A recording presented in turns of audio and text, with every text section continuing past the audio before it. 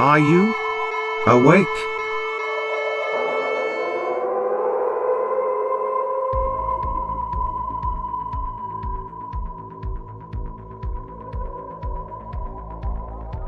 Uniting humankind by liberating millions of minds at a time. Maverick News. The world is watching.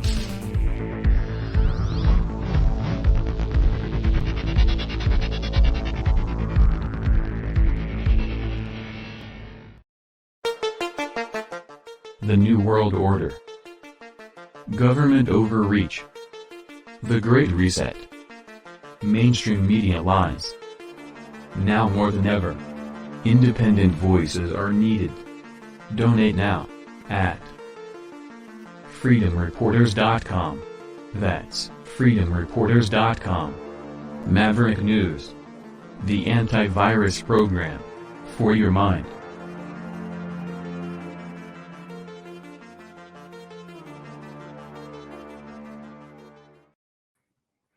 And I'm back with you, the Maverick family. If you can support our work here, we'd sure appreciate it. You can make donations at freedomreporters.com. That URL takes you directly to the donation page. We do need your help to keep doing the work that we're doing here. It takes a lot of work, and it actually takes a fair bit of money to keep this on the air, keep the lights on. There are expenses for the software, the hardware, for the gasoline, for the computers, the cameras, everything that we're doing here. The streaming software, the radio call-in, call screening software, everything that we're doing, the website, the bandwidth, the data for the live feeds from the field, all of these things. That's where the money goes. So if you like what we're doing and you're in a position to help, you can donate at freedomreporters.com. Also, please like, share, and subscribe. I'd say do whatever you can do over on Facebook too, but they just took us down. Wow. They took us down. But we're still running on Rumble, YouTube, Twitter, and this will be reposted. So I will repost everything in its entirety on Facebook later. Mine is the sections that they're censoring. So thank you, Facebook, for doing that. We'll take this down now, and we'll move on to our feature interview for the night with John Mark Dougan, a very colorful, interesting personality. Police officer, former police officer in the United States, former military, U.S. military, now living in Moscow, practicing a form of journalism, now being accused of participating in what the media is characterizing as a war crime, because he interviewed a prisoner of war, a British soldier, or a British fighter who went to Ukraine, joined the military there, and then was captured. During the interview, he stands up and sings the national anthem of Russia. But there's context that goes with that. I'm going to let the interview roll because all this is basically explained in the interview that we have here now with John Mark Dougan. So let's dump out of this and we'll dump into that.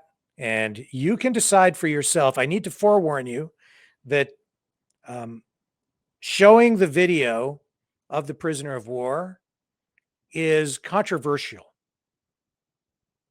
Some news outlets have chosen to not show it at all. Other news outlets have shown only a small portion of it, and those are the news outlets that are accusing John Mark Dougan and the Russian government of a war crime. They're saying that doing that with a prisoner of war is a war crime. But context matters. So I'm choosing to rule with a larger portion of that interview to give you a broader context. You can also find the entire interview unedited online on YouTube. You can watch it there from beginning to end, unedited. I should also say, though, that with any video, there's always something before and after. It's a difficult thing to grapple with on an ethical on an ethical level, or to try and determine what the ethical thing to do here is, because John Mark Dougan says he was advocating for the prisoner to have his death sentence overturned, and was there in that way actually helping the prisoner. And you'll see from the interview my disposition on it, my take on it as I watched it. The question is this prisoner of war being coerced, forced to sing the national anthem of Russia?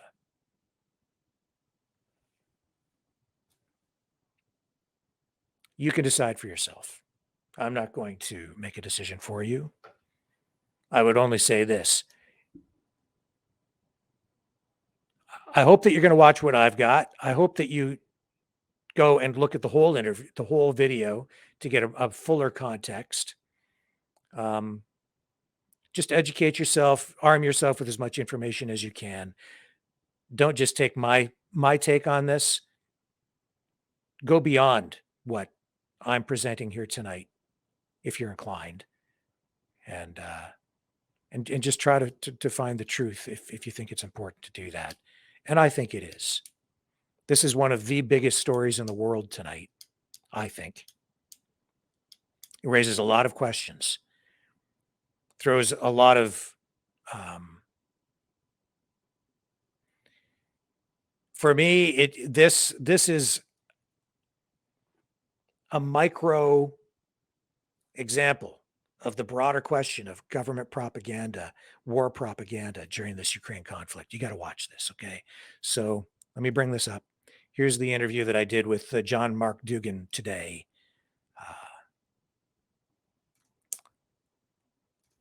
Just going to let this roll. Here we go.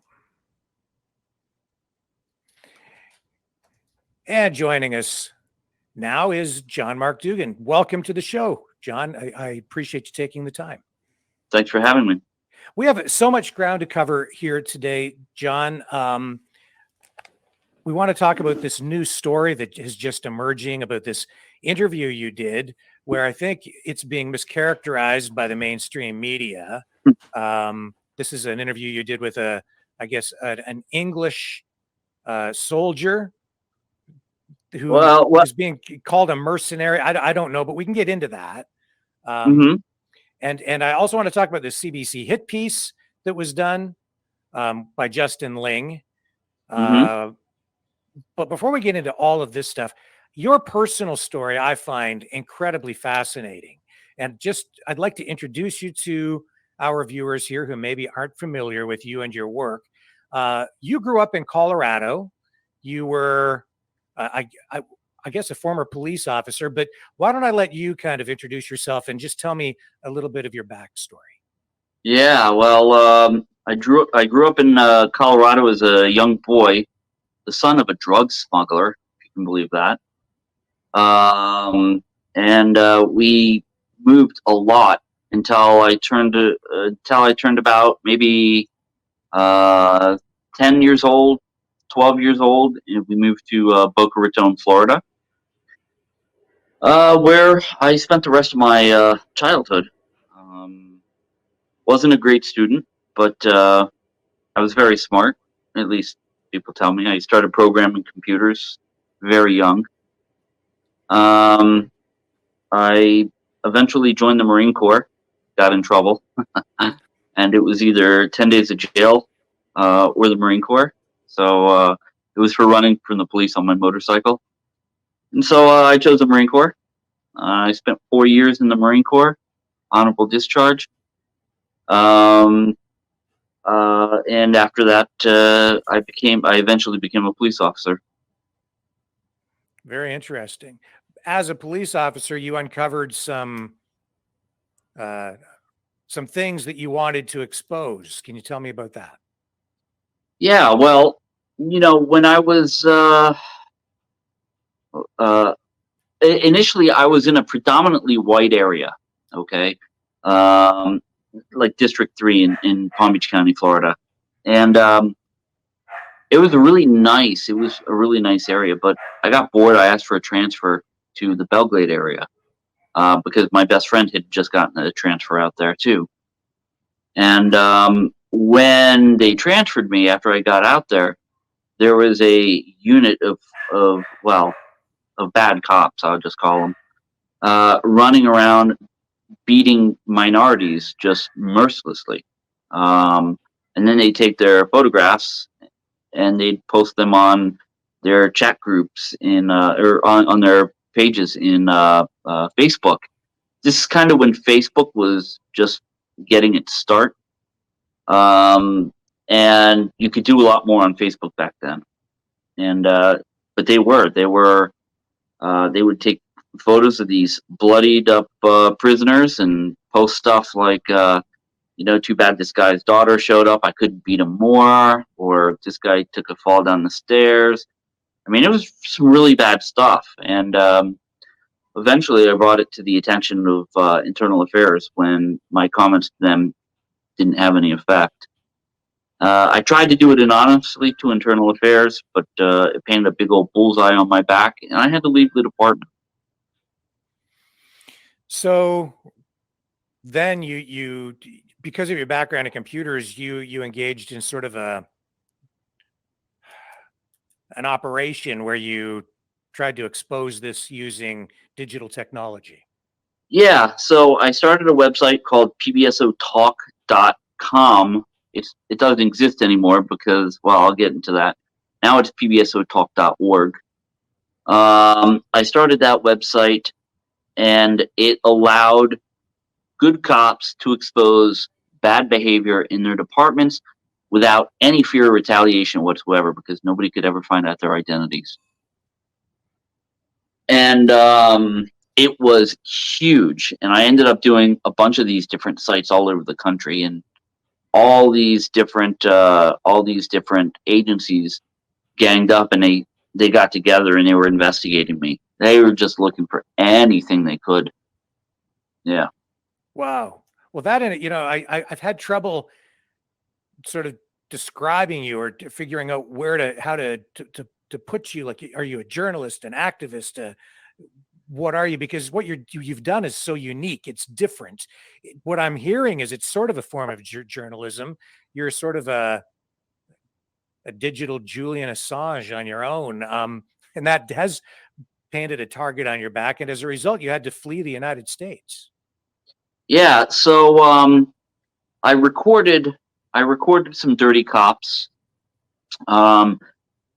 In 2015, somebody, like at the very end of 2015, somebody came to me, a captain in the sheriff's office, and said, "Hey, man, they're looking to kill you. You need to like either get the hell out of town or just stop the website thing, right?" And me being I don't know if it's stupidity or what, but I decided to I set up a PBX system, and I routed my telephone calls through New York, altered my voice, and I started having an online relationship with the lead detective who had been tasked to investigate me.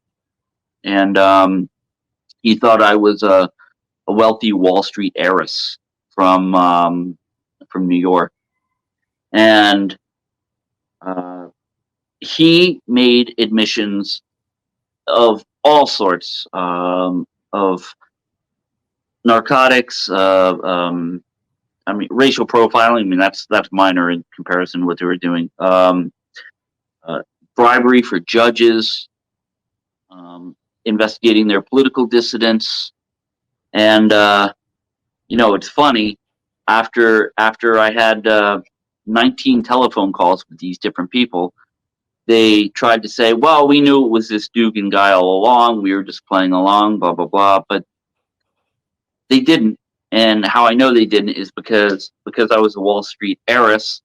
I gave them a phony stock tip. The lead detective bought $120,000 of a phony stock and sent me the receipt. So, not a phony stock, but it was a legitimate stock that I told him was going to be acquired by some German bank, Deutsche Bank, and that it was going to double in price. And he went out, he bought $120,000 worth of shares, sent me the receipt so I could keep an eye on it for him, to tell him where to sell it. And so That's actually kind of funny. not for him. He lost a ton of money. So ultimately you did leave the country, and the way you I guess the word is escaped is interesting in itself. Tell me about that adventure. Yeah, so I posted these recordings online. The sheriff and the state attorney and the FBI raided my house. Their excuse was looking for evidence of hacking, but they were looking for these recordings. In the state of Florida, if you record somebody, if you record it to commit a felony, you are looking at 5 years in prison. Well, I had 19 of these recordings. I mean, they had me, I would have been screwed. And I posted all these recordings online, which opened up a whole can of worms for them. But they raided my house. They seized all my computers. They didn't have enough to take me because they didn't have the evidence that they needed to arrest me. But I knew that it was only a matter of time. So there were 2 different FBI surveillance teams that were following me at the time. I know because I ran into one of them on accident. And I knew that there was no way I could escape. I was on the TSA no-fly list. I couldn't buy a ticket, on an airplane. Kept getting declined.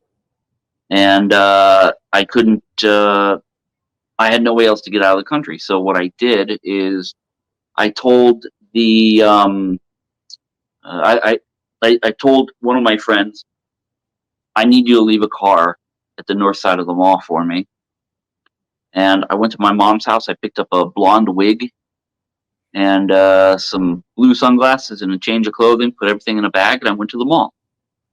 And, the thing about surveillance teams, they can't be right on top of you. So they got to give you some leeway. They got to give you some distance. And I went to the mall. I changed my appearance. I put on the wig. I put on the sunglasses. I left out of the north side of the mall.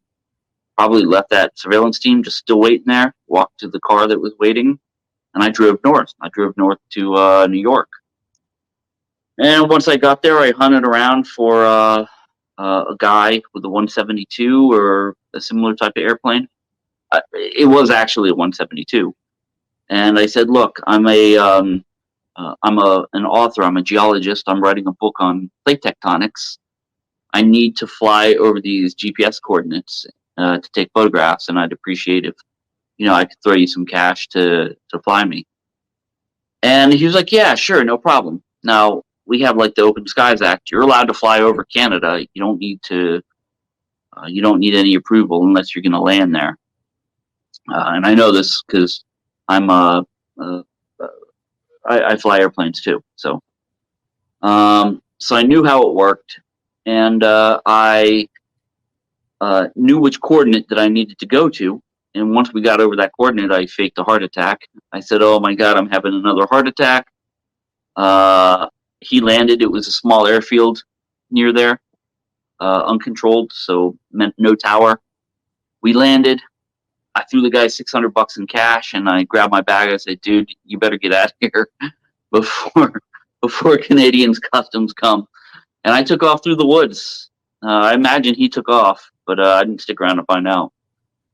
And yeah, I got out of there. I caught a bus to Toronto, and because Canada doesn't share the TSA no-fly list, so I was able to get a flight from Istanbul, from Toronto to Istanbul to Moscow.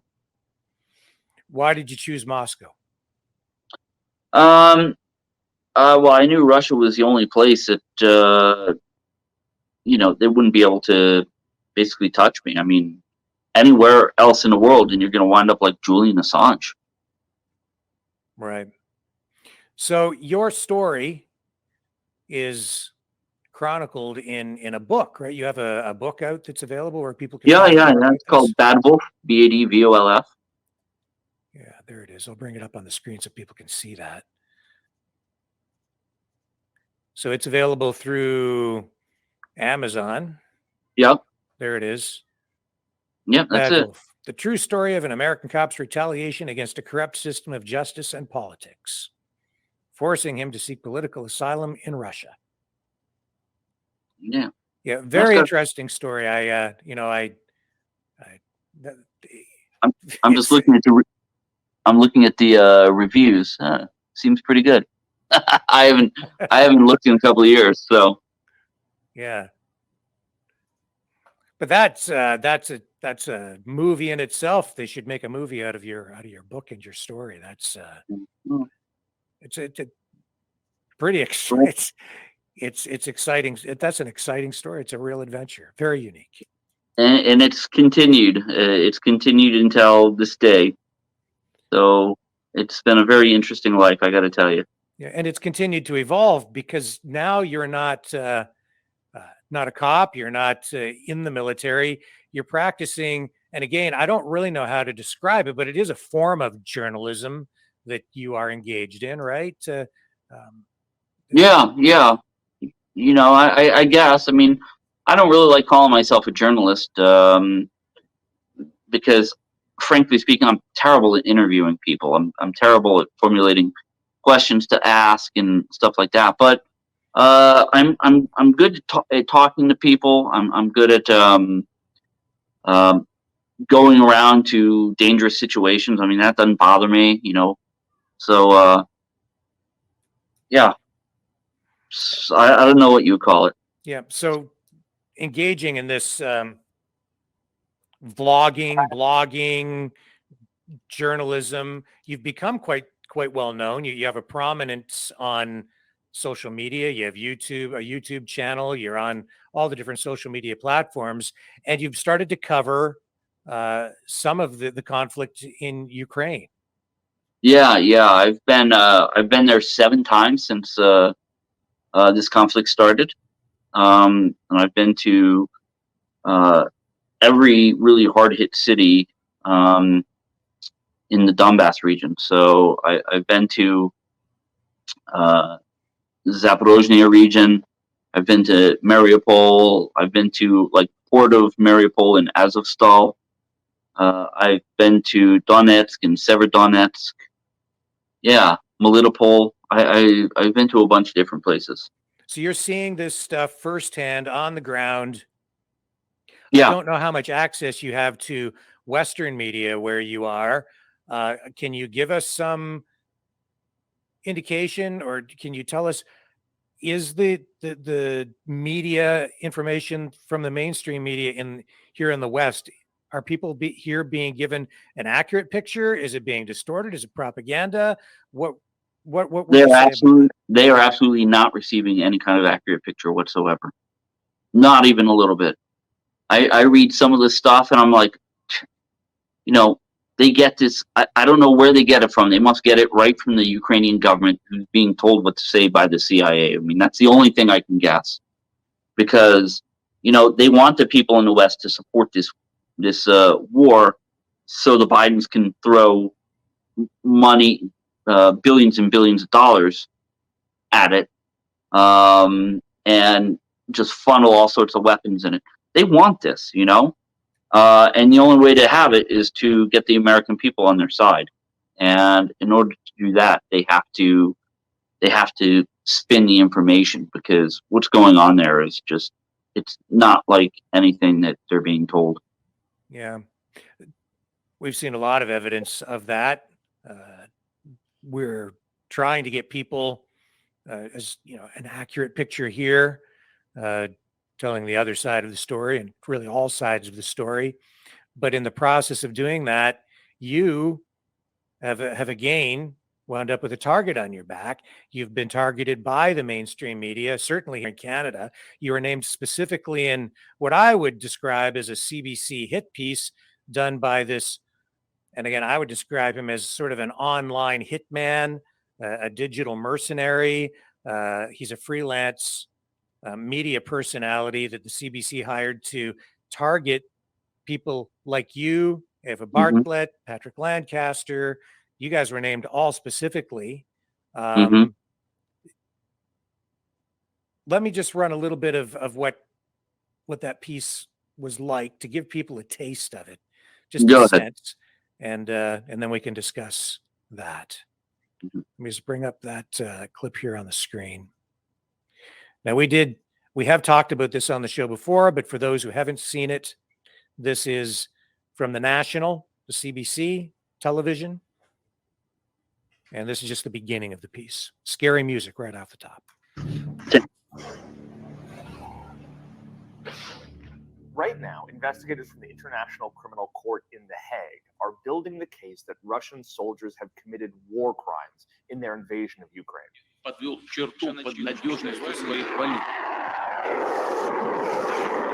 In all likelihood, this will be one of the most significant war crimes prosecutions since the end of World War II. This man cannot remain in power. There's even a possibility that the Russian government or Russian military officials could be charged with committing acts of genocide. But in a drab yellow conference room in Moscow, one man is building the case that it's Ukraine that's responsible for atrocities in this war.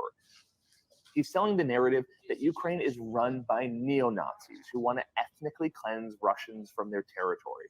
And he has a secret weapon. So right off the bat, Justin Ling is reaching a conclusion and convicting in the court of public opinion Russia, saying that Russia is committing war crimes, stating it as though it's just a fact. And we've seen the media here using the word genocide over and over again. Can you respond to that before we even get into this section where he specifically names you? Yeah, absolutely. I mean, look, he first of all, you know, the reasoning he says it is because Russia is trying to cleanse Ukraine from Nazism, and you know what? There's a little bit of truth to that. I mean, but it's certainly not the primary reason. It's kind of a perfect storm of reasons why Russia has gone into this area. The first is, you know, the Ukrainian military, they've been bombing the people of the Donbass for the last 8 years. Nobody ever talks about that. You know, 14,000 men, women, and children have died in the Donbass simply because they are ethnically Russian people, and they refuse to conform to, they refuse to speak Ukrainian, and they refuse, like, the educational system of Ukraine. And the way I try to explain this to people is, you know, look how different New York or California is from the rest of the United States. Now, let's say that San Francisco and Los Angeles, they want to secede from the United States. Are we going to bomb them? I mean, because there's already talk about them seceding from the United States and having their own little territory. Are we going to bomb them? Is that what we're supposed to do? No, you know. So that's the first part. The second part is the United States shoving NATO down Russia's throat. And if you listen to the Bernie Sanders speech, and I'm not really a liberal guy. I am a little bit, but if you listen to the Bernie speech, he was absolutely to the point where if we put Ukraine in NATO, it is an absolute red line for Putin, and Putin's going to go in. He knew this, okay? And yet the United States was trying to shove NATO down the throats of Russia anyways. And there is a problem with Nazism in the Ukraine. It is a big problem. It's not a fake problem. If you look back in 2019 and 2021, it was the Democrats that actually wanted to designate the Azov Battalion, which is a very large group, as a fascist, radical terrorist organization, neo-Nazi terrorist organization. This isn't me. This isn't Russia. This is the United States Congress saying this. So, Mr. Ling is very disingenuous in the way he's portraying this opening statement. Not just him, but I would say the mainstream media in Canada and the United States in general. They have sanitized their reports. You're not even allowed to mention the word Nazi really in any of their reports. Well, you know what's crazy is I got 2 friends from Germany and 2 friends from the Netherlands, okay? And they've been doing some of these trips with me. They are all subject to arrest if they go back to their countries for simply not reporting the line that their government wants them to report. So, well, let's let this roll a little bit more because he's about to mention you by name. In fact, let me just fast forward here. I have it queued up so that we don't have to listen to some of this stuff in between. Here we go. I think this is the clip here. I just have to switch tabs. One moment. Here we go. I think this is it. So who are these frontline soldiers in Putin's propaganda war against? Yeah, you're a frontline soldier, is the way to describe Yeah. you. Do not believe what the mainstream media is telling you. It's a pack of shit. Earlier this year, I began communicating with a guy named Mark Dougan. He's a former Florida cop. But in 2016, the FBI raided his condo, alleging he ran this sophisticated and long-running harassment campaign against his former colleagues. Rather than face charges, Dougan fled the country and has been living in Moscow ever since. And since that time, he's become a pro-Putin influencer online. I support President Putin for putting Russian interests first for his people. I've been trying to convince Dougan for the past number of days to do an interview with me. He's pretty touchy. So, are you a pro-Putin stooge? I'm not a pro-Putin stooge. I am pro-Putin because he's one of the only leaders in the world that says what he means and does what he says. And I know a lot of people don't like that in a leader. They want a leader to tell you exactly what you want to hear. This is why Trump wasn't liked either. And you know, I can't say I was a Trump fanboy, but you know, the guy did what he said, and he meant what he said. And you know, I really appreciate that in a leader. And like I said, I appreciate a leader who's going to put the people in his country first, instead of, I mean, Joe Biden. Joe Biden's not putting American interests first, not even close. So am I pro Putin? I would say I am. You know, there's some things I don't like about Russia, and I'm vocal about it. Nobody ever harasses me about it. But generally speaking, yeah, I mean, it just is what it is. Okay, let's let a little bit more of a roll. He thinks I'm fake news, but he's just agreed to chat from his home in Moscow. How's it going? I'm good. How are you? Good. Good. Are you able to pop your video on? Oh, it's not on? No. Sorry. That's okay. There we go. So you were just in Ukraine for what, a week? We hitched a ride with some military guys that were going in, and we just went and we explored the city. And what did you find there? Well, I mean, look, I would say that probably 50-60% of the people where I was were happy that Russia was coming in. When we spoke in March, he told me he was planning to head to the front lines to train up pro-Russian fighters on how to use anti-tank missiles. Donetsk People's Republic have captured a bunch of the Javelin missiles sent to them by the American government. When I was in the United States Marine Corps, I happened to be a anti-tank assaultman, and my goal is to teach them how to use these missiles to defend themselves. Since then, Dougan has been sending me photos like this one of himself inside the cockpit of a fighter jet as it flies over the bombed-out city of Mariupol. In late April, Dougan popped up somewhere unexpected as a key witness for the state-sanctioned International Public Tribunal for Ukraine.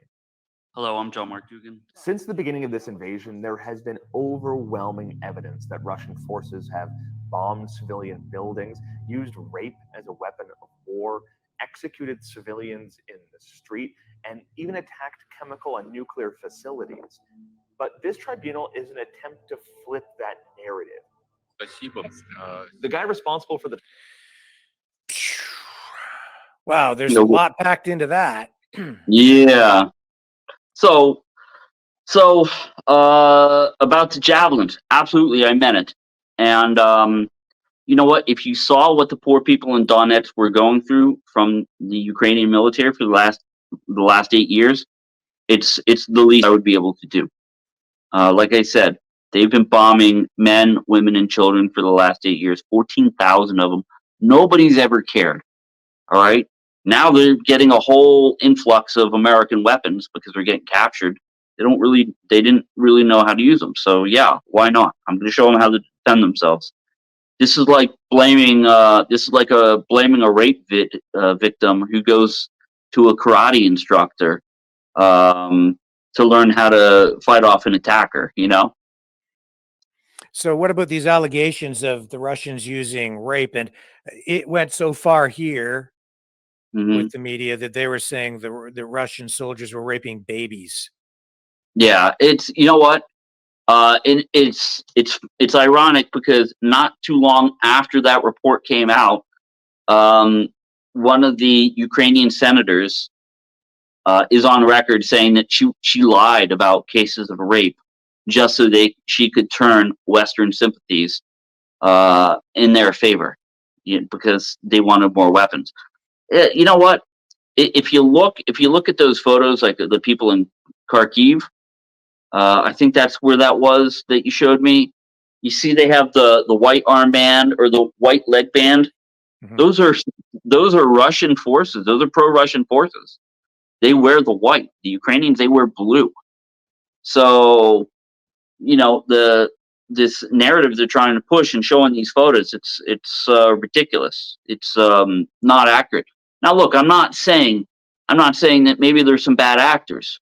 Okay, yeah, they got bad actors on all sides, but it's funny how they don't want to answer about the bad actors on the Ukrainian side. I mean, I don't know if you saw the video of them just arbitrarily running around shooting POWs in the legs and shooting them in the genitals.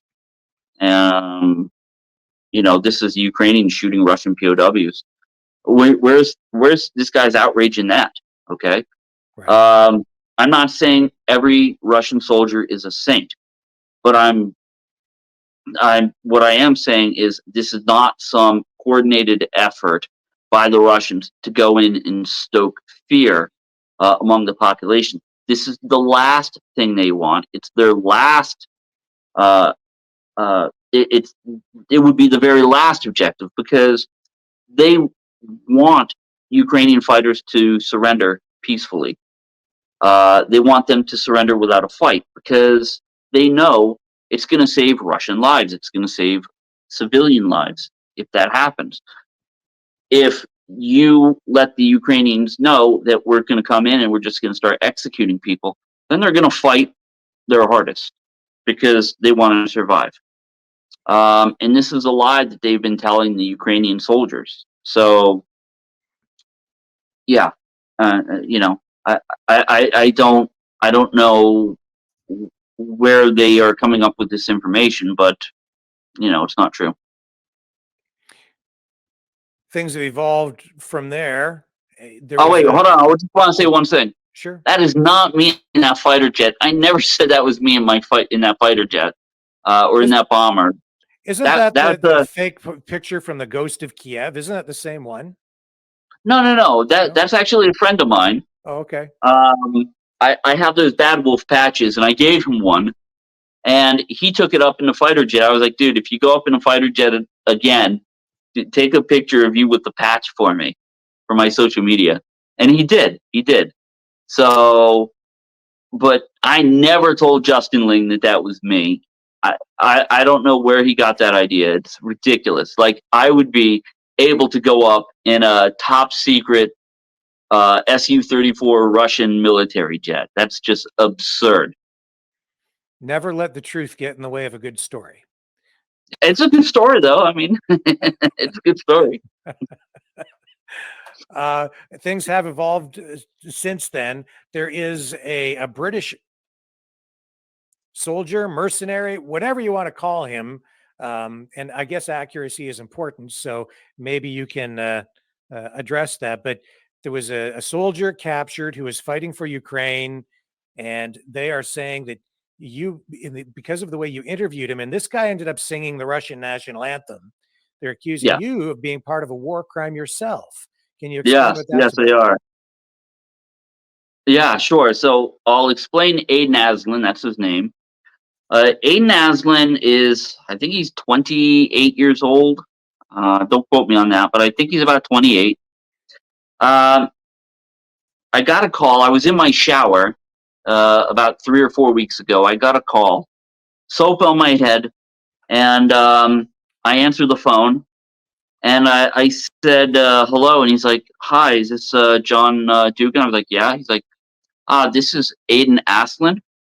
And the name sounded familiar. I couldn't place it. I was like, the name sounds familiar. Are you in like my expat group or something like that? I can't remember exactly what I said. He's like, no, I'm the British guy that got sentenced to death for being a mercenary. I'm in a prison in Donetsk right now.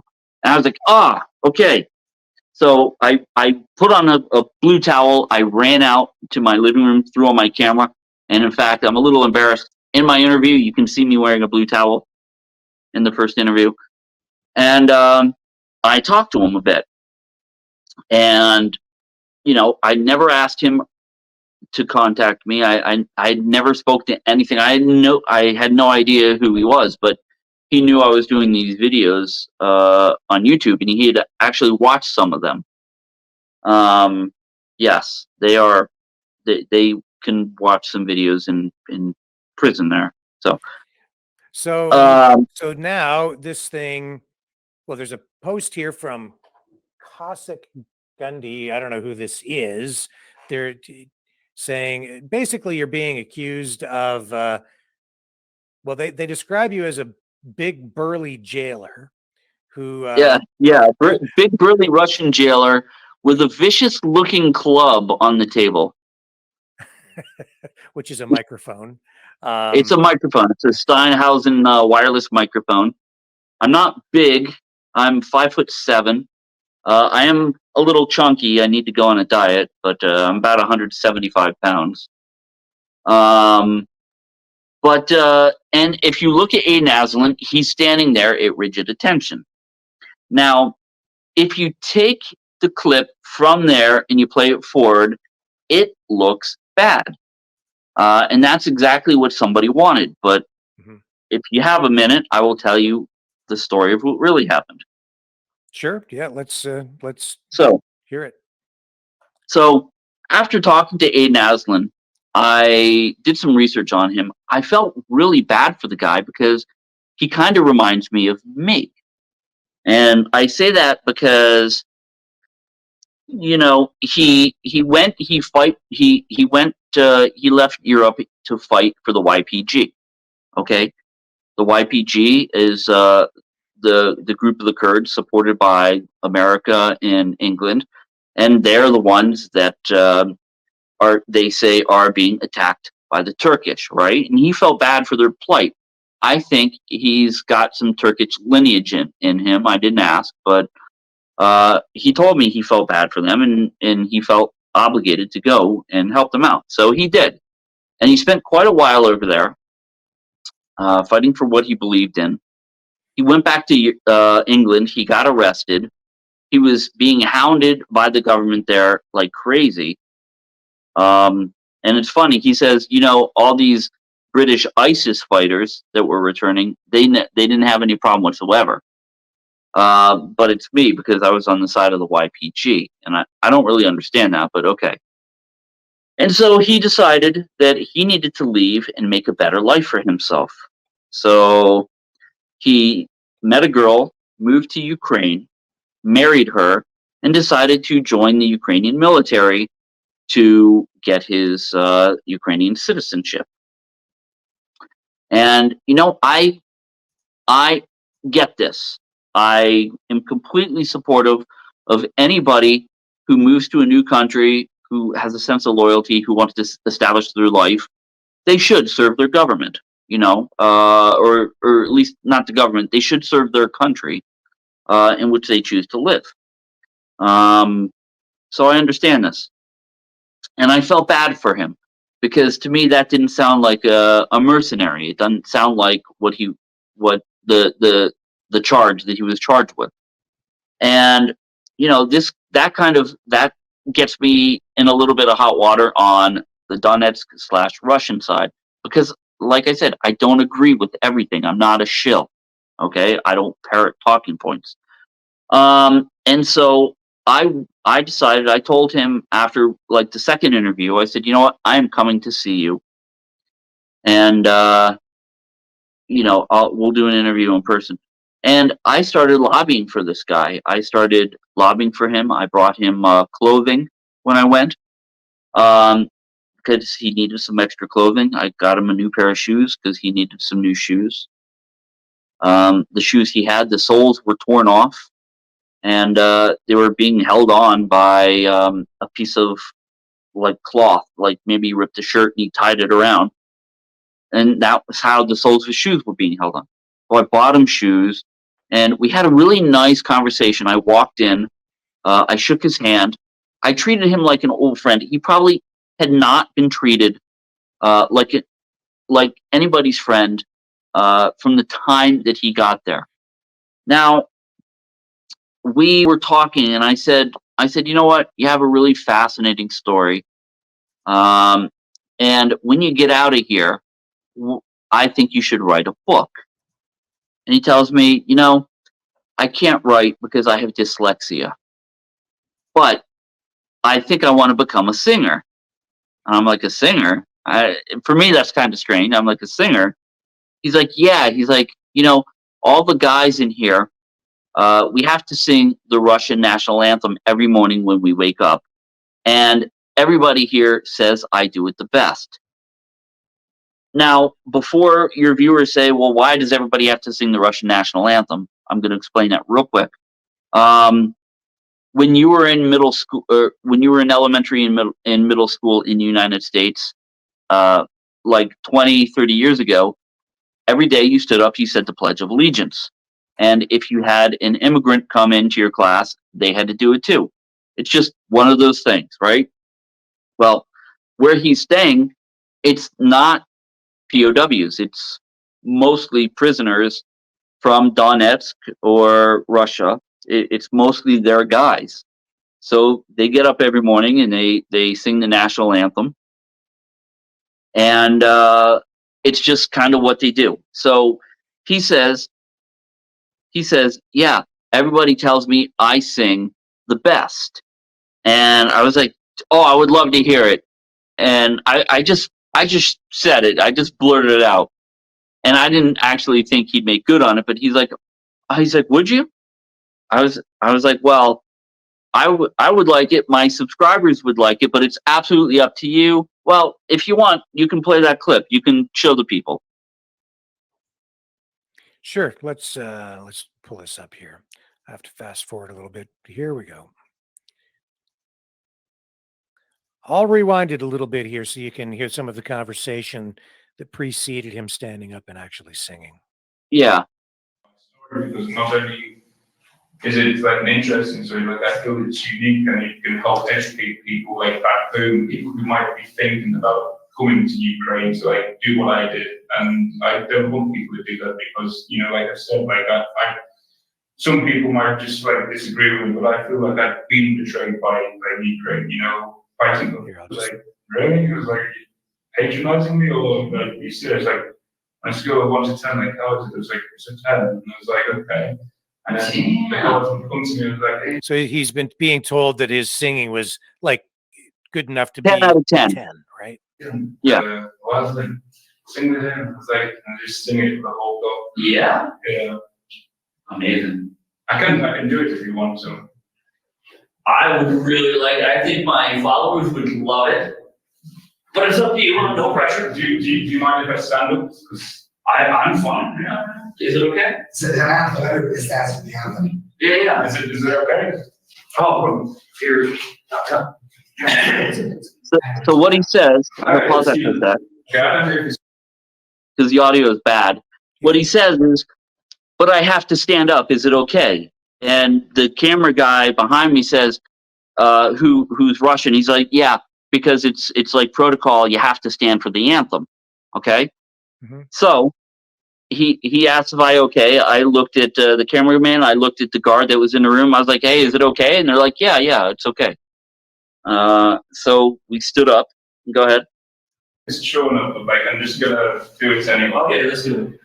Россия священная наша держава, Россия любимая наша страна, могучая воля, великая слава, тайна стояния на все времена. Слава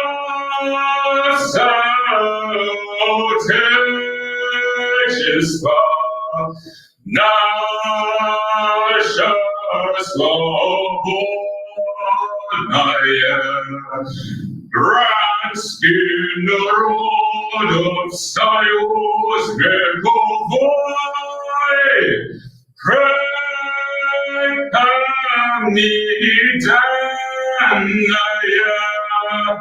мудрость народная. Славься, страна, мы гордимся тобой. Dude, I got goosebumps, man. I don't know if it's good, but I'm sure the internet will tell me. That was fucking amazing. Really? Absolutely. They were right. You got a 10, man. On that note, dude, thanks. No problem. And amazing voice. You ready for Eurovision? Yeah. Will you compete for Russia? Yeah. Everyone kept saying to me, like, dude, like, your voice is really good. I was like, actually, my voice. Dude, it's amazing. Yeah? Yeah, absolutely. You picked the wrong occupation. I was going to say, like, in the future, if I ever decide to go to, like, a talent show or something, like, so how did you know about this? Like, oh, well, I was in prison, I was a good voice. It's like, okay, go ahead. All right. Well, dude, all right. Thank you very much. Pleasure. Thank you. Yeah. Bye. Goodbye. So at this point, why is he in such good spirits being in jail? Because he knows I've been advocating for him, and he knows that he's probably not going to be getting the death penalty.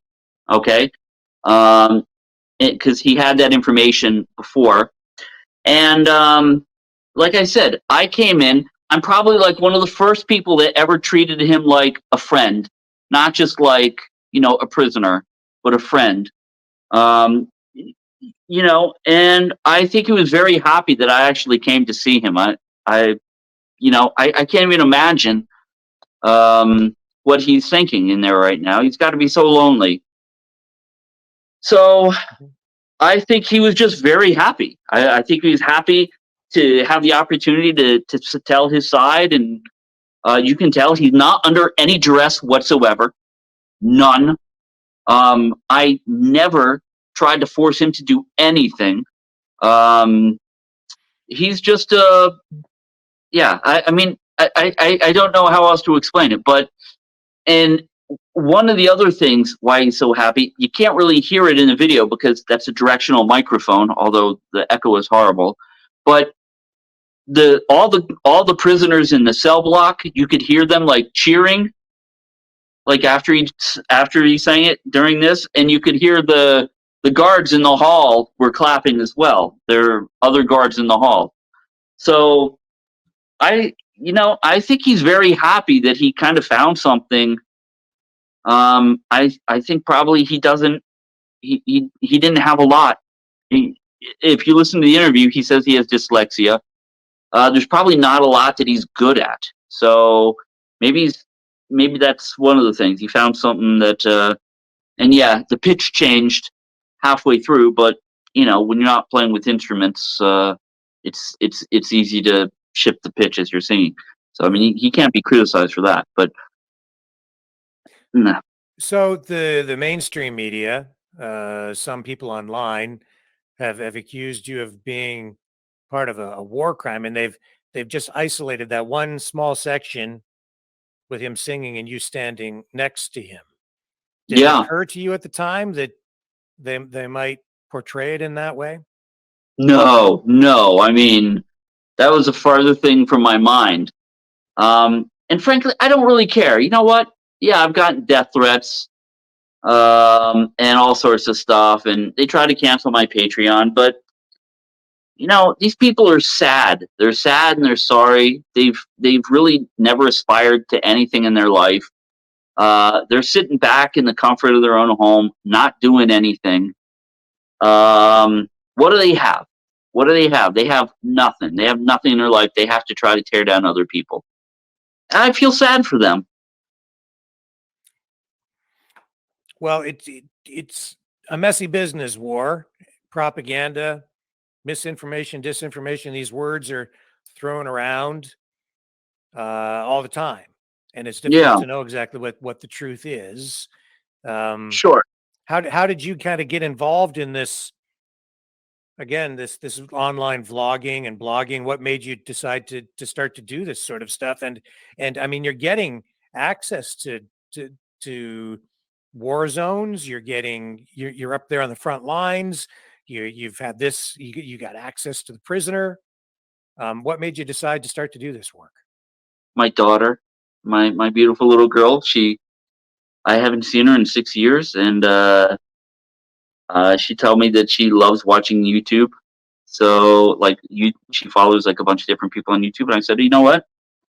All right, I'll start a YouTube channel, and I'll let her follow me. So I started for my little baby girl, and my son watches me a lot also. Mm-hmm. And it's not that I have any special access, okay? Anybody can come over here. Not anybody, but any journalist, anybody with an accreditation can come over here, and they can fill out an application. They can go everywhere that I go. They want to talk to the prisoner? They can do it. Why don't they? They don't, because they don't want to have to report on the true narrative that the people are telling them. When I was on the front line, I had a little 15-year-old girl, 14-year-old girl, telling me that she was in her building. The Ukrainians lit it on fire. All right. And when a bunch of people tried to run out of the building, 5 of them got shot by Ukrainian snipers. And what is the mainstream media going to do about this? Are they going to call this little girl a liar? Are they going to say, no, you're lying or you're mistaken? How can they do that? She's there. Okay. These people that I'm talking to, they are all there. So for them to be able to go where I'm going it puts them in a very bad position because they have to choose between telling the truth as told by the people on the ground or telling the official narrative as being pushed by the Ukrainian government and the American government. And I have noticed that through your work, you do talk to people, the actual people on the ground. I have noticed that. Yeah, I've talked to hundreds of them, hundreds of interviews. Mm-hmm. How do you live over there? What's your is this your occupation? Do you get paid for your work? Is it YouTube monetization that supports you, or what is it? I am struggling. Let me tell you, I'm an IT consultant. I don't make very much. I make about $1,200 a month, maybe $1,500. Not much. And whatever I have left over, I've been buying supplies and stuff to bring to the people of Mariupol. So, for instance, I've got. Hold on a second. Hey, give me one of those boxes. And I post for people to send me donations. I take that money. I buy stuff. My YouTube subscribers funded an entire cancer hospital for a month. Because here, let me have that. Because they needed it. And the really disgusting part is the sanctions levied against Russia. It's incredibly hard to find cancer medicine because they're sanctioned. So yeah, so like for instance, if you look at this box, what's this say? Huh? Oh yeah, for the family of a child, right? And if you open it up, it's got like milk, um, um, various supplies, probably diapers and everything in here. So every time I go, every last dollar that I have, well, every last ruble that I have, every last ruble that my subscribers are sending me, is going to bring relief. So I'm not just going to interview people. I'm bringing the stuff there. I'm putting my money where my mouth is, basically, because these people need help. And you know, I don't think that the people like this guy who tried to get my Patreon canceled. I responded back. I said, you know what? You're not hurting me. You're hurting some kid in the Donbass who I'm using that money to buy supplies for. So I make a very small amount of money every month, enough to survive. I mean, the cost of living here is very cheap. You know, all my utility bills is less than $100 a month. And yeah, so that's And what I'm the doing. adventure continues for you because you're on a kill list. I am, yeah, What's that yeah. about?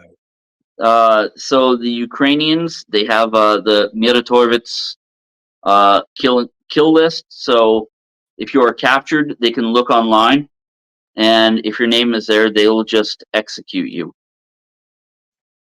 Yes, we've drawn attention to that very kill list here. I think they have something like 4,000 names on it of journalists, activists, and artists. Is that about correct? Yeah, I don't know how many, but there's a lot of them. There's absolutely a lot of them. So if you go against the Ukrainian narrative, you end up on that list.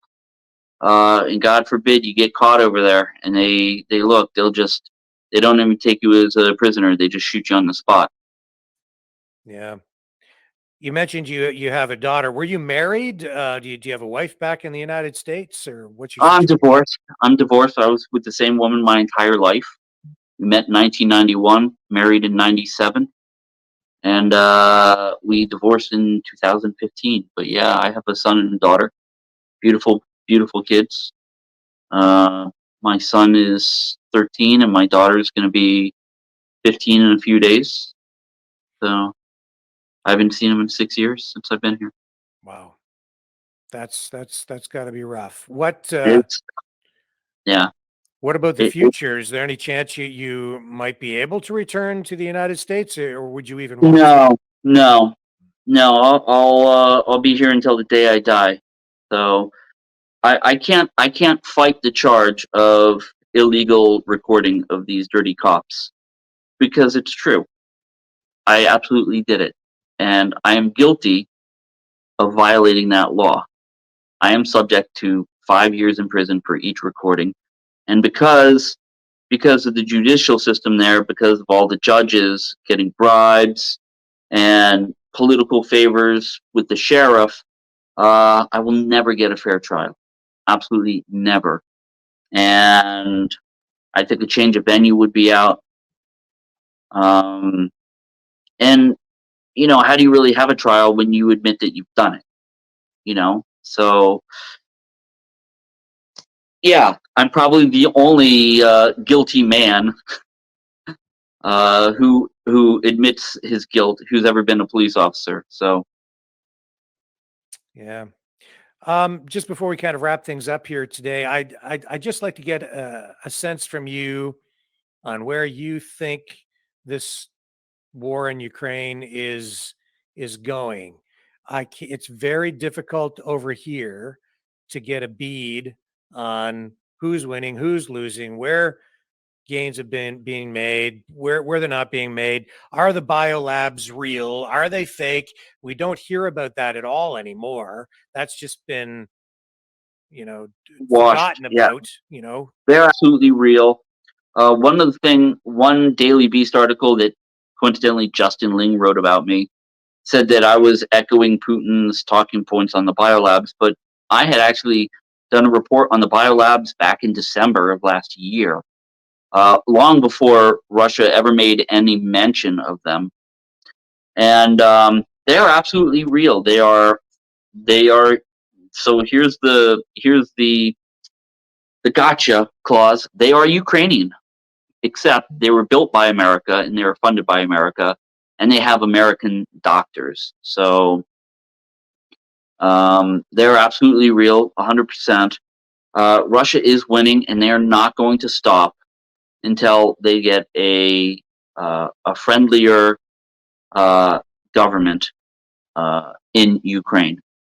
They are not going to tolerate America being on their doorstep, nor should they, because America would never tolerate Russia or China being in Juarez, you know, with troops and tanks and fighter jets. They would never tolerate that. Not in a million years. Look what happened during the Cuban Missile Crisis. They will not tolerate it. Why should Russia have to? Yeah. The Monroe Doctrine goes both ways. It's been very clear from the beginning that NATO expansionism was at the root of this conflict. That and the attacks on the areas that the Nazi battalions want to cleanse from Ukraine. Yeah. Yeah. By the way, I was in one of those. I was in a Azov battalion headquarters, and it's absolutely real. It is absolutely real. In fact, I had a friend of mine. She's from Lvov, Western Ukraine. She wrote me up. Well, she lives in Russia. She wrote me up. She said, "John, I have a problem. Can you help me?" And I said, "Sure."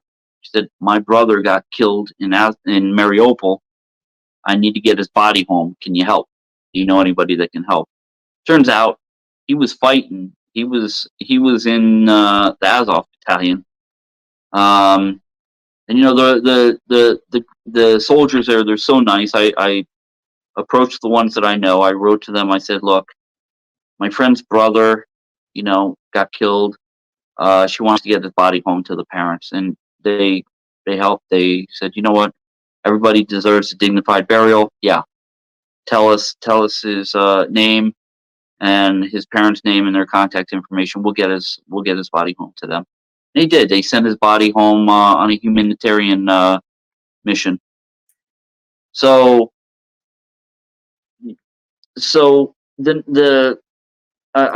that's kind of a tangent, but the Nazism is absolutely real. The people in the Azov battalion, they are absolutely real. And it's setting a dangerous precedent in the West that these people are being tolerated and even funded by the U.S. government. And just briefly, you mentioned sanctions. What's your experience in Russia? Because you're living in Russia. Are the sanctions having much of an impact on the economy, prices for you, gasoline, groceries, things like that? Gasoline has stayed the same. Okay, no change in the gas prices. Now, if you do the conversion into dollars, it fluctuates because the price of the ruble has gotten so strong. But for us, gasoline just feels normal. It hasn't changed. A lot of most of the prices have stayed pretty much the same. Foreign goods have increased a little bit. Well, foreign goods have increased a lot. So, like cheeses from Europe, stuff like this, stuff from America, the prices have gotten a lot more expensive. But you know who the sanction is hurting and the sanctions are benefiting? I'm going to tell you right now. They are hurting the Americans and the Europeans, and they are benefiting the Chinese. And it's almost to the point where I wonder if this was some kind of backdoor deal by the Biden administration to help the Chinese economy. And let me explain to you why. America put so much pressure on Europe to stop selling them goods. So now you can't buy a Mercedes, you can't buy an Audi. Sorry, my cat. You can't buy a BMW here. But you know what you can buy? You can buy a Chinese Exceed. Now, these are cars that most people who have owned BMWs and Audis wouldn't have considered in the past. But if you look at them, they are gorgeous cars. They are made every bit as well as their European counterparts. They use a lot of the same parts. So, for instance, they source their engine and they source their transmissions from a lot of the same companies as the European manufacturers. But they're made in China. They're assembled in China. And all that money is going to China. Okay? And that is the same with a lot of consumer goods now. China picked up 140 million consumers for products because they've been blockaded from the West. Another example of that, Visa and MasterCard. They decided, oh, we're not going to help China anymore, or we're not going to deal with Russia anymore. Guess what? Didn't hurt the Russians. They went to the Chinese Union Pay system. Who's winning here? The Chinese are winning. Yeah. Who's losing here? You guys are. Yeah. Ukraine was known before as one of the most corrupt countries in the world, and the Bidens were in there. Well, it's fascinating because during this interview with Aidin Aislin, as I mentioned, he was with the YPG. He was tapped by, and I want to do another interview with him, but I kind of ran out of money and I couldn't go back to Donetsk. I'm going to have to wait a little bit, but he was tapped by the Ukrainian Special Bureau of Ukraine, like basically the Ukrainian CIA. He was tapped by the Ukrainian government to broker American and NATO weapons to his former contacts at the YPG. And so Americans, this is what's so crazy about this. Americans are paying for weapons to go to Ukraine, who is selling those weapons for pennies on the dollar to the YPG, who the Americans can't officially give these weapons to be used against the Turkish, who are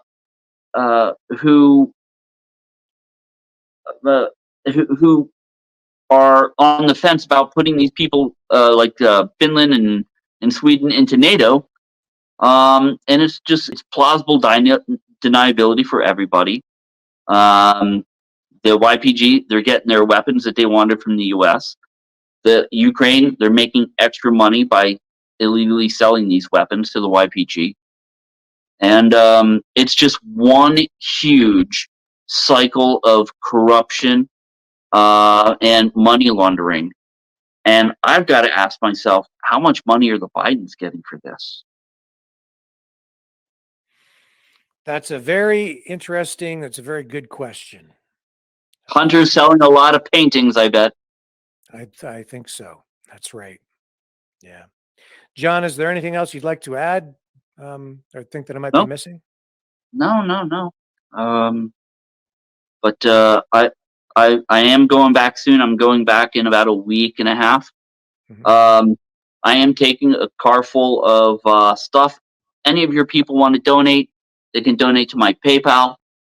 It would be really appreciated. I'm getting that money over here, and I'm using it to buy stuff for people that desperately need it. Okay. Is there a website or a URL I can put up on the screen here for people? Yeah. Can I give it to you after, and you can do it before, or I need? Sure. I can add that later. Yes. Okay. Yeah. I'll send you a link. Okay. I appreciate you taking the time. John Mark Dougan. I still don't know how to, what word to use to describe you. Journalist, humanitarian activist, pilot, author, the list goes on. And a guy with Tourette's. Excuse me for my blinking. Sometimes it acts up more than others, but it's Tourette syndrome. I see. Sorry, guys. Yeah, no issues. I just appreciate you taking the time to clarify things, expand on things, give us some new insight and some new perspectives. I think it's been an extremely valuable hour. Thanks for having me. Thank you so much.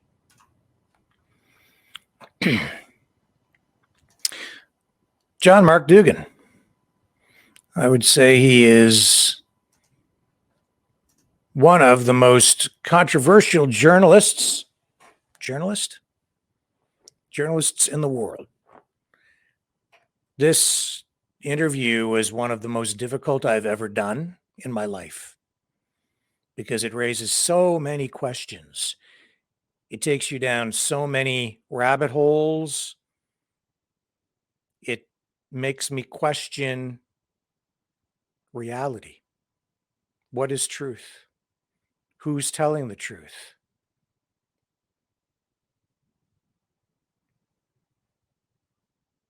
I struggled with this. You should too when you're watching it.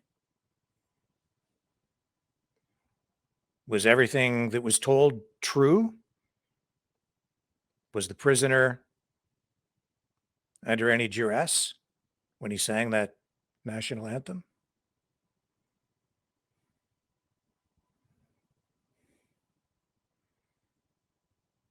Is John Mark Dougan under any pressure? Is he influenced? Is he compromised? Is his truth actual truth? Is what he's saying, are the things he's telling us influenced by his position? Very difficult thing. A journalist can be influenced in many ways. They can be compromised in many ways. If you go to a news conference with a politician,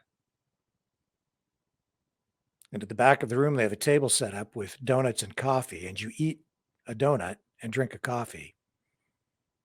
Have you been compromised?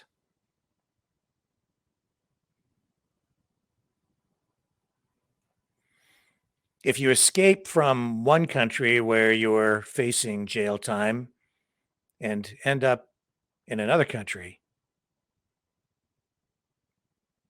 where you then go to work as a journalist, are you compromised? Knowing that if you say something that goes against the grain of that government, you might not have any place to go. I don't know. I'm not criticizing John Mark Dougan. Everyone makes choices. Everyone, I think anyone with a good heart does their best to find the path forward. And a decision to turn right instead of turning left in life, takes you down one path. And it leads to a whole bunch of additional consequences. You end up in a completely different place than you might have if you'd gone the other way. He chooses to teach people how to use weapons. For me, as a journalist, that crosses the line. You do that, you're not a journalist anymore. You're a combatant. You're involved. You're not just covering something. But these days, as I've said before, traditional journalism is dead. Balanced journalism is just about dead. I try to provide some balance here, but I've explained before how I think my new approach to journalism, not my new approach, but the new approach, this approach can get us closer to the truth. Let's take a brief break. We will go to the phones when we come back. I think this needs discussion. It isn't cut and dried. As I said in the interview, I don't know how to describe John Mark Dougan. I don't describe him as just a journalist. I think he's practicing a form of journalism. But it's just not that simple. Wow. And I wonder, was he the right guy for that job? Maybe he was, to go in and do that interview. If I had been asked to go in to do that interview, I don't know that I would have done it. Maybe I would have. I don't know. I hope you guys see the conflict in all of this.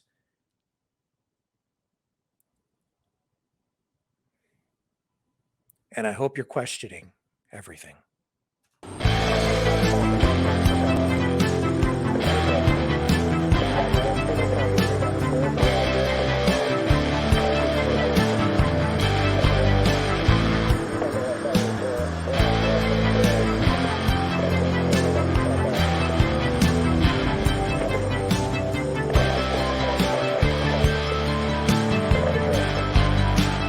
Maverick News. Fighting for freedom.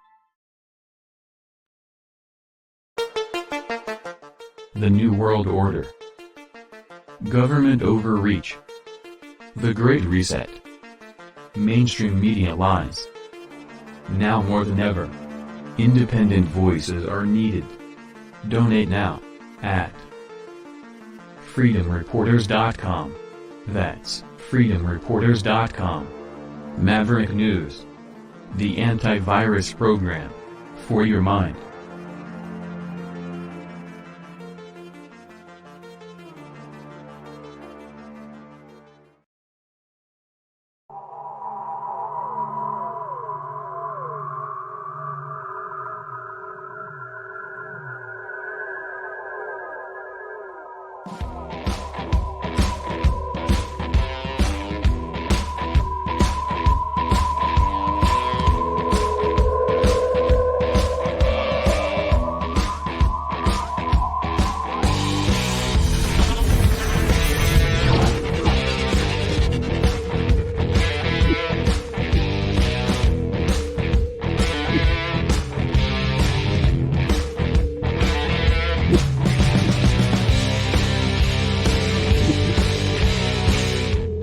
Maverick News. The world is watching.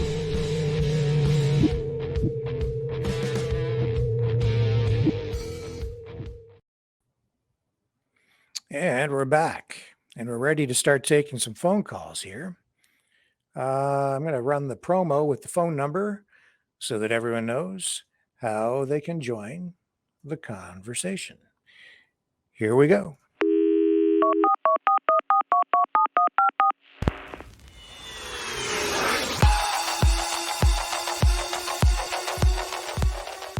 Join the conversation. Call 1-833-975-3733. That's 1-833-975-FREE. Speak up. Speak out. Make your voice heard. Maverick News. Fighting for freedom by defending your right to free speech. Be a maverick. Join us.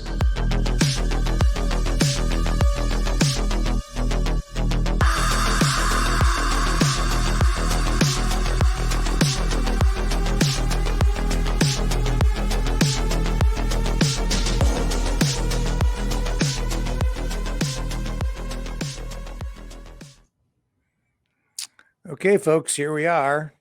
You can join the conversation by calling in on the Maverick News hotline. Let me get that banner up for you. There it is, 1-833-975-3733 to join the conversation. Let's go to our first call, all the way from Burnaby, British Columbia. How are you tonight? How's it going, Rick? Excellent. Welcome back to the show. I gotta really tell you, man, you're a really stylish dude with those shirts. I gotta give you that, man. I'm sorry, I couldn't quite make out what you said there. My audio went a little distorted. Oh, okay. I gotta tell you, you're pretty stylish with those shirts you got. You know, you're pretty stylish, man. I gotta tell you that. Yeah, some people like my hair too. I but, couldn't stop laughing.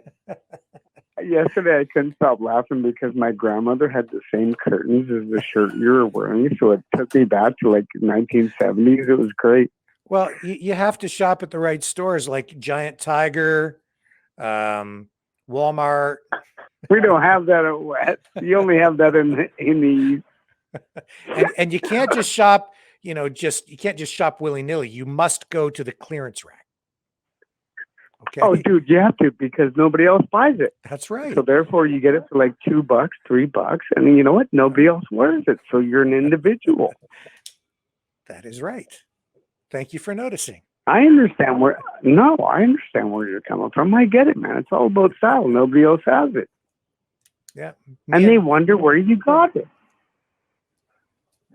Anyway, did you have anything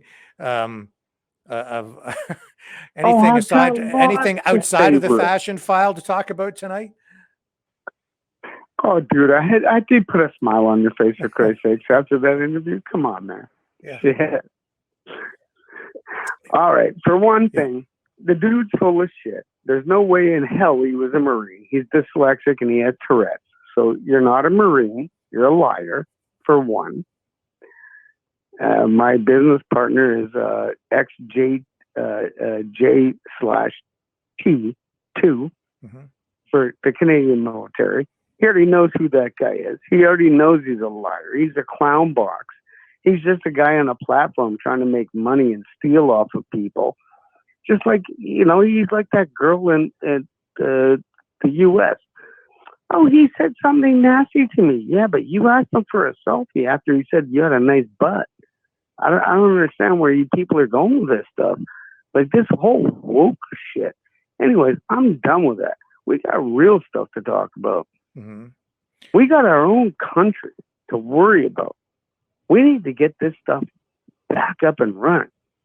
Like, are you kidding me? He went and got a haircut like Dumb and Dumber, for crying out loud. How, like, you already look like a fool on the world stage, and now you just made yourself look like a complete fucking Hollywood idiot?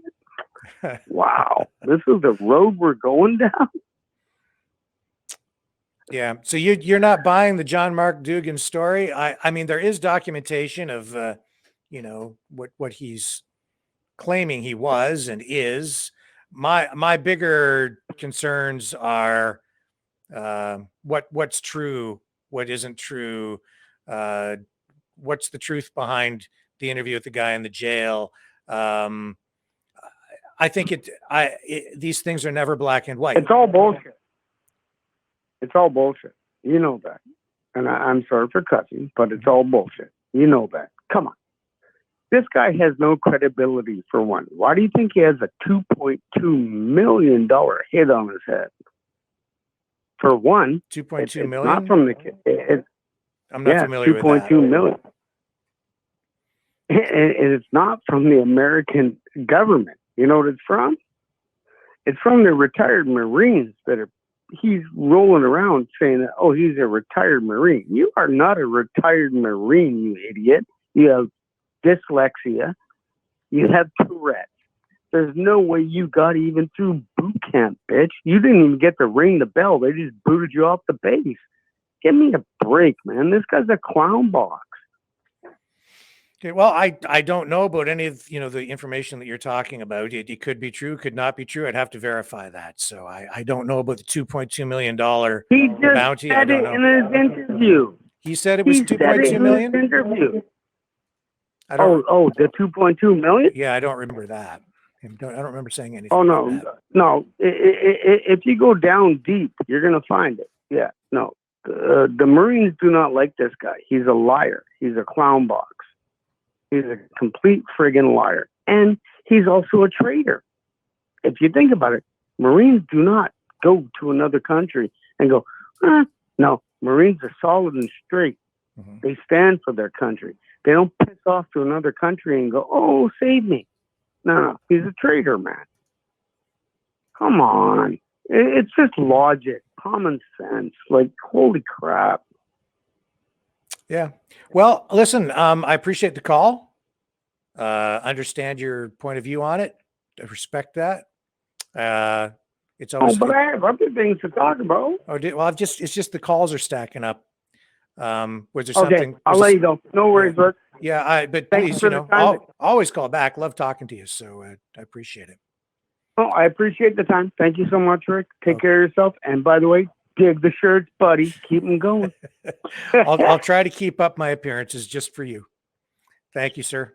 Talk to you soon. Take care. Let's go on to Albert.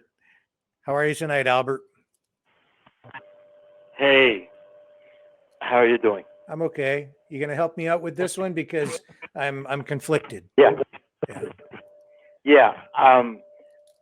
We live in dangerous times, and the danger of our time is that we don't know what's true and what isn't. Mm-hmm. You know, it's such a weird situation that we find ourselves in, that like we've never before, at least in my lifetime. I remember Walter Cronkite, and we followed him. I don't know if you know who he is. Oh, I used to watch him every night. He was on at 6 o'clock every night. Yep. So there was no, there were no ifs or buts when you listen to him. Now you have all these different points of views, narratives, if you want to call it. Mm-hmm. And you know something, I felt when I was listening to the interview that this man is very brave. And I am sorry about the last caller. I know that he's totally into the faithfulness and the patriotism of loyalty. Yeah. And I don't really, I do not go with anybody or anything. I go with my mind, what my head tells me, combined with my heart. Okay? Mm-hmm. And I go step by step. The man is brave. And that I feel and I think that both my head and my heart are combined here. The rest of the story, I have no idea, because I don't know anything about this man or have done any research whatsoever. The most important thing that I think that I can tell your viewers is, don't believe anything. From now on, just don't believe anything. Do your own research. If you're an intelligent person, which I hope you are since you're watching this show, even though most people are not, just do your own research and let go of the rest. And if not, move to Mars. You know, maybe we should go to Mars and start a new planet there, which is totally ridiculous. Incidentally, you asked me that last night, and I was going to say, number one, we don't have technology, and of course there's plenty of movies and all that, but at this point we have to stick around here, and don't forget that wherever we go, there we are. We take ourselves wherever we go, and that's not a good thing for the human race to hear, because since the beginning, it's all wars, killing, betrayals, and evil. And in between, I'm not saying that everybody is that way or that everything has been that way, but mostly it's been that way. So we haven't learned anything. We haven't evolved. We haven't evolved. So let's evolve and create some wisdom and compassion, and then talk about that. Talk about that. Thank you, Rick. Thank you, Albert. Such an honor to talk to you, like always. Privilege is mine. Hey there, Oklahoma. Welcome back to the show. Hello. Hi. Hey, can you hear me, Rick? I can. Hi. Man, I just wanted to tell you, I feel your pain and your anguish over doing the interview with Dougan. You know, it's difficult from a journalist's point of view, ethically. So I feel that. And, you know, regardless of whatever things he may or may not have done wrong in his past, Mr. Dougan, that doesn't negate the fact that he's over there doing actual reporting on the ground. And that interview with Aidin Aislin was important for the world to see. Russian national anthem and all. It's newsworthy. It's a story. And we can't take that away from him. Yep. Can we? Not at all. And he's in great danger now more than ever, since that video has gone viral. You know, his YouTube channel, his Rumble channel, Dougan didn't have a lot of followers, a lot of subscribers compared to, say, a guy like Patrick Lancaster, you know, or Graham Phillips. You know, those guys have a lot more followers. His channel was kind of small by comparison, but the Aidin Aislin video there, the prison interview, went viral despite big tech's effort to censor that video. Yeah. They don't make it easy for you to find, you know. A simple Google search will not find it for you. You have to look a little deeper to find it. Yeah. So they're trying to censor him because, I don't know, maybe some people might be swayed by it. That's why the CBC is trying so hard to discredit him. That's why the mainstream media is trying so hard to discredit him, while they're ignoring the bigger story. And the bigger story is Aidin Aislin. Aidin Aislin is the guy who's facing a firing squad for fighting with a Nazi combat battalion. And I'm sorry he made that choice. It was a very bad choice that may cost him his life. But, you know, regardless of how you feel about Mr. Aislin, we all have a right to hear him speak. And the bigger story is that his governments, the two countries in which he's a citizen, I believe he's a dual citizen of both the UK and Ukraine. I believe he had citizenship by marriage in Ukraine. Neither country raised a finger to help him once he was captured. Yeah. Neither country's trying to get him home. They're not interested in the prisoner swap. They don't recognize the DPR as legitimate. So they won't negotiate. They won't do a prisoner swap with a country they don't recognize. It's a diplomatic nightmare. And it's a nightmare for anybody who's unfortunate enough to get caught and taken prisoner over there in the DPR or the LPR, not Russia. You see the difference? Yeah. I did that interview, and then after I thought about it, and I thought, did I ask questions that were hard enough?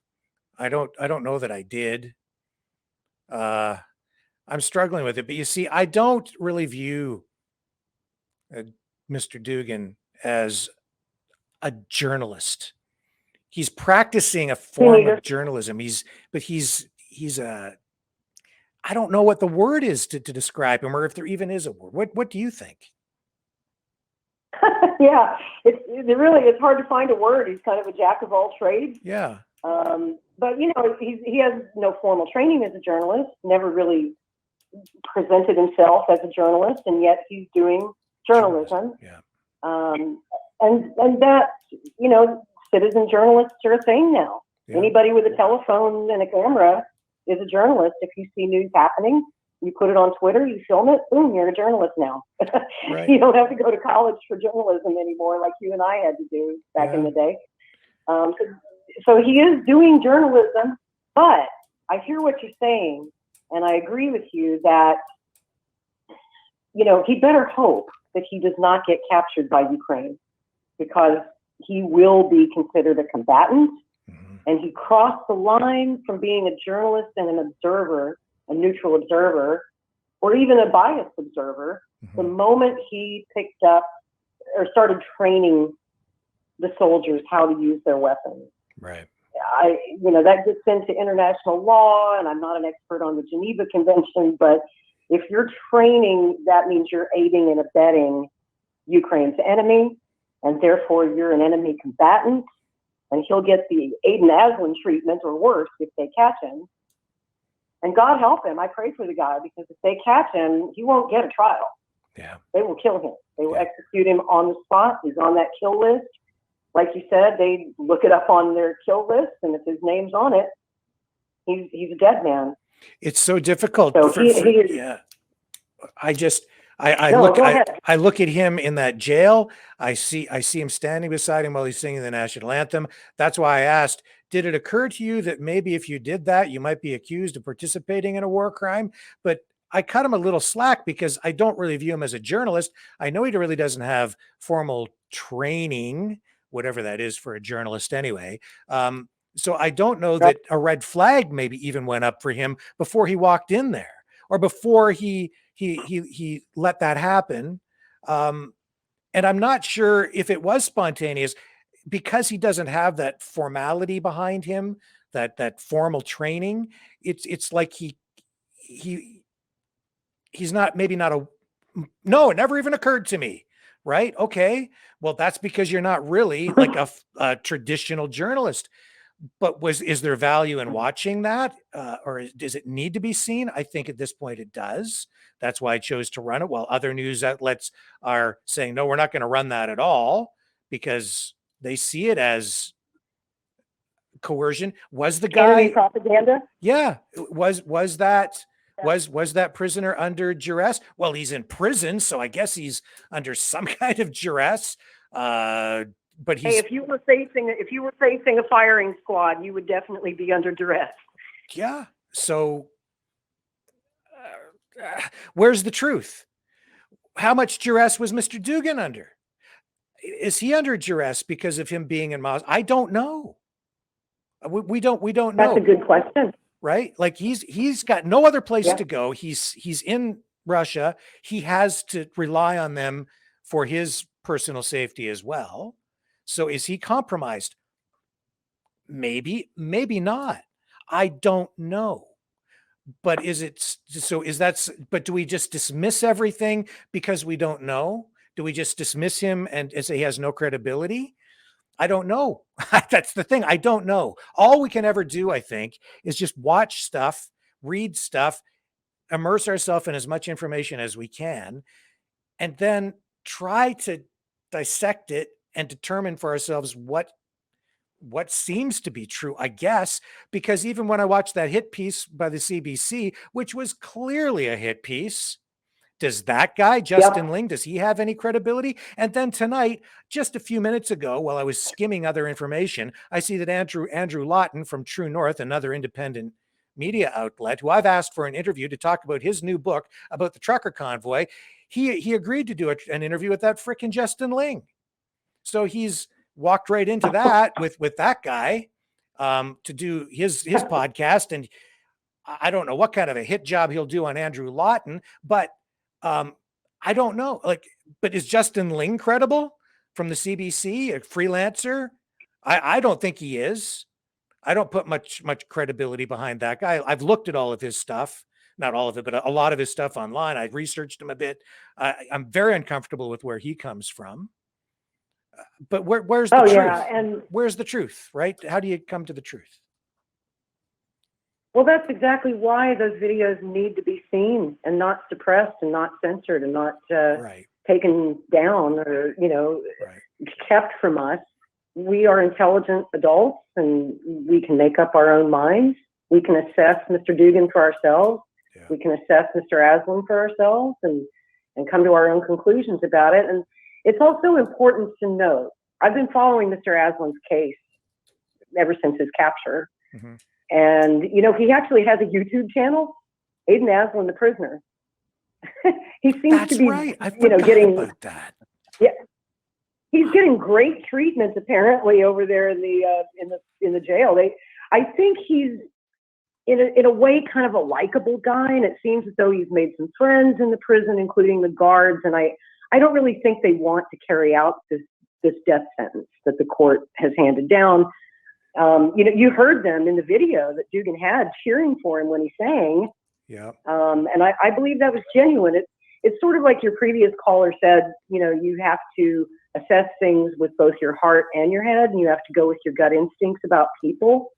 And if you watch Mr. Aislin's videos, I mean, they've actually allowed him to keep a YouTube channel while he's a prisoner of war. Yeah. And he's allowed to make videos talking about his experiences as a prisoner of war and his change of heart, and his conversion to Christianity and a lot of things. And he's, supposedly repented for his sins, tells his whole story about how he really didn't seem to understand how wicked and Nazi the Azov Battalion was at the time that he signed up with them.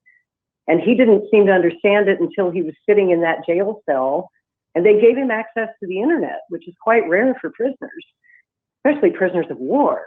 So I don't know if they made him watch the Patrick Lancaster videos. He says he's watched a lot of Patrick's videos. He's watched John Mark Dougan's videos. He's watched Eva Bartlett's videos and heard the other side now, which in Ukraine, the authorities and the media always kept from him. He wasn't allowed to hear the Russian side of the story. So he finally saw that. This is his version of events anyway. I don't know if it's true, but he says that while a prisoner of war, he saw these videos and it caused him to change his mind and support Russia against his former country, Ukraine. Mm-hmm. So Mm-hmm. I kind of believe him, honestly. I had to wrestle with that for quite a while. I watched all his videos. I think everyone should if they have an interest in this case and in this man's life, which is at stake. And his videos are deeply moving, and I don't think he's acting. And I don't think there's a gun to his head making him say these things. I don't think he's reading from a script. I felt that when he reached out to Dougan, and let's remember, it was him that reached out to Dougan, not the other way around. Mm-hmm. Dougan didn't call the prison and say, hey, can I get an interview with the prisoner? The prisoner reached out to him specifically. Don't know why he picked Dougan instead of Lancaster. I know that Lancaster's on vacation right now, so maybe that's why he didn't do it. Or maybe it would be an effort, I've asked him for an interview as well. I just haven't had a response back. I'd love to have Patrick Lancaster on the show. Oh, wouldn't that be cool? Yeah, I would love a good interview with him. Yeah. Well, maybe, sometimes he finds time to do a couple of interviews while he's on his breaks. Mm-hmm. I notice he does about 4 weeks in the field and then takes about a week off or 2 weeks off to be with his family. Mm-hmm. And that's usually a good time to catch him in between trips to the field to do some interviews. So hopefully you can set that up. That would be great. Yeah. Well, I'm kicking myself because I forgot about his YouTube channel when I did the interview. But yeah, it's easy to find. Just type in his name and the YouTube channel comes up. But even that, you have to take with a grain of salt and say, well, is this true or is this propaganda? Yeah, question everything, right? Exactly. And it may well be propaganda. And if it is, it's very effective propaganda. I have to hand it to the DPR. If they're, making him do this, they've certainly done a good brainwashing job on him. Mm-hmm. And, he seems like a young man who's very suggestible. A lot of young men who become mercenaries are suggestible to brainwashing. And he may well have been brainwashed by the Ukrainian Nazis to believe that his mission was right and just. And maybe now he's being brainwashed by the Russians. Who knows? But one thing I will say, I tend to believe him more because as a journalist, I know the game. And I know that when the media all piles on someone and says, don't trust this person, don't listen to this person, and they research that person's past and find everything they've ever done wrong, every law they ever broke, everything they've ever been accused of, and they put it out there and say, don't listen to John Mark Dougan. He did bad things in Florida. You know, his house was raided by the FBI. You shouldn't trust this man. Well, that's the same thing they said about people like Alex Jones. They might say that about you. That's what they say about Carla Olson today. That's what they say about Patrick Lancaster. They say that about any journalist or individual who strays from the approved narrative. So when the media tells you, don't listen to that person, they're bad, you should definitely listen to that person. I agree. You should make a point to seek out that person. And you did that. You made a point to seek out that person and ask him his side of the story. And, you know, I liked the style that you took in the interview, that you weren't giving him the grilling, as we say. You weren't asking him the really hard questions and pinning him to the wall. You were just letting him talk and let him tell his own story. Yeah, because the reason I did that is because he's already been grilled. We already know that side of the story. We already know what the other side is. He's been raked over the coals. If he gets caught, they're going to, to the point where they'll kill him if he gets caught. He can't go back home. He'll never come back to the United States. So we know all that. And we know exactly where he's at with what's going on right now. So I don't need to repeat it. I don't need to do that. And here's the thing too. After I chatted with him a bit online. I've looked at everything. I've looked at some of his videos. To me, the conclusion I came to is there's a lot of truth in what he's sharing with us. A lot.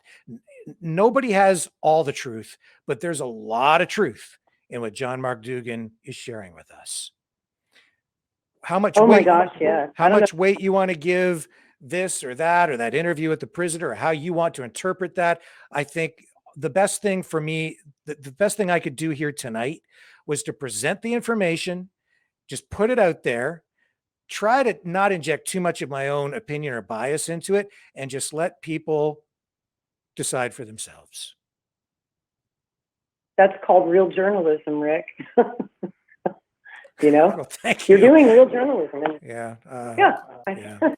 It's not like you were trying to make a hero out of Aislin or Dougan. You were just presenting their story for people to decide if they're heroes or villains or somewhere in between. Yeah, trying to provide some balance. One thing I want to, on that same topic, sort of, it's related. Remember, everyone, back when they were impeaching Trump over this Ukraine business in 2019, in late 2019, just before COVID happened, that's when the House of Representatives voted to impeach Trump.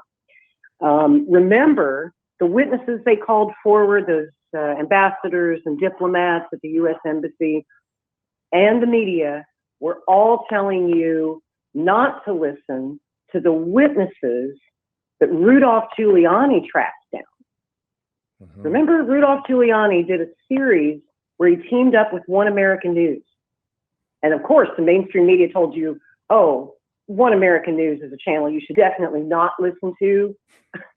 They're bad. They're bad at journalism. They're not real journalists. Don't listen to them. They're not a legitimate news outlet. And at that exact time, Rudy Giuliani was presenting, I think he presented 7 or 8 witnesses, including the former prosecutor general of Ukraine, Viktor Shokin, and then the other prosecutor general who followed Shokin after Shokin was fired because he was investigating Burisma and Hunter Biden and all of this. The media was telling us that's fake news, that's Russian disinformation, don't listen to Rudolph Giuliani, these people are Russian spies.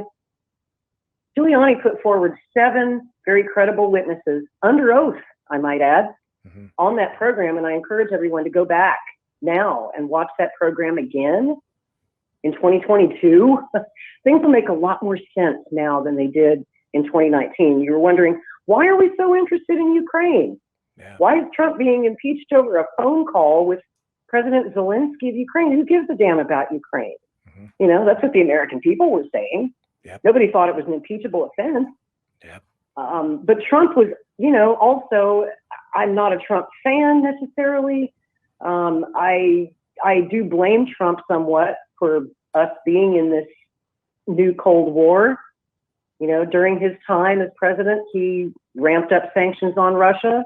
He ramped up the rhetoric, and he was under all this pressure from the deep state to prove he was not Putin's puppet. So he went hard on Russia. Yep. And he armed Ukraine to the teeth. And he started this business of sending Ukraine a lot of weapons and a lot of money. And it led us to where we are today. Yeah. Now Joe Biden is, of course, paying them a lot more money than Trump ever did, and getting us closer and closer to World War III. But, you know, to be fair, remember that they tried to destroy the credibility of every witness that Rudolph Giuliani brought forward. And, you know, they said these guys are gangsters, they've broken the law, they're criminals. Well, maybe they are. But as Giuliani reminded us, and he's a guy who's put a lot of mobsters in prison and a lot of Nazi war criminals in prison, I might add, is that if you can't convict a mobster without testimony from mobsters, you can't convict a criminal without testimony from criminals. And it's up to the jury to decide if that witness is credible or should be believed or not. They might be criminals, they might be mobsters, they might be murderers, but they observed an event that was important, and we need to hear their testimony. Right. Period. That's it. Yeah. I was so hoping you would. I'm so glad you called in tonight. I was hoping you would. This is right up your alley, and it is. Yeah. I'm on this one. I've been following Mr. Aislin's case for a while, and you know, I'm no fan of Nazis. I'm no fan of the Azov Battalion, and he made a huge mistake doing what he did. And yet, on the other hand, the humanity in me doesn't want to see this man executed by a firing squad. Hmm. I've listened to him speak enough that I believe his remorse is genuine, and I feel like that should count for something. I understand the law is the law, and it's very harsh. And in wartime, them's the breaks, kid. And he may not live much longer. But I feel for the young man. I honestly do. And I wish that Great Britain would do something to help him. I wish that Kiev would do something to help him. And props to John Mark Dougan for making that video that went viral. Now people know who he is. A lot of people didn't even know Aidin Aislin's name. Yeah. Thank you so much for calling in tonight. I'm grateful. Well, great job on the interview, and nice score that you got that. You've had Eva Bartlett now a couple of times, and you've had John Mark Dougan, and thank you for that petition trying to protect journalists that are reporting in the war zone. It's very important. I signed it. Excellent. All right, we'll talk again. Thank you so much. You bet, man. Thanks for the interview. Okay, take care. This has been a Maverick Multimedia production.